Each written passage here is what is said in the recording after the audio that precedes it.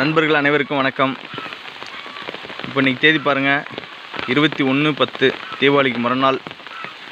காலையிலேருந்து நல்ல மழை பெஞ்சிட்ருக்கு. ரொம்ப பெரிய மழை இல்லை, சாரல் மழையாக பெஞ்சிட்ருக்கு. இப்போ இந்த மாதிரி நல்ல மழை பெஞ்சு பூமி, அதாவது தரையை நல்லா நீர் செழிச்சா தான் மண்புழு வெளியில் வரும் அப்படின்னு சொல்லுவாங்க. இப்போ நான் காட்டுறேன் பாருங்கள். இங்கே பாருங்கள், இந்த ஒரு மண்புழு பார்த்தீங்களா? இந்த ஒன்று போயிட்டுருக்கா. இங்கே பாருங்கள், அடுத்து ஒன்று.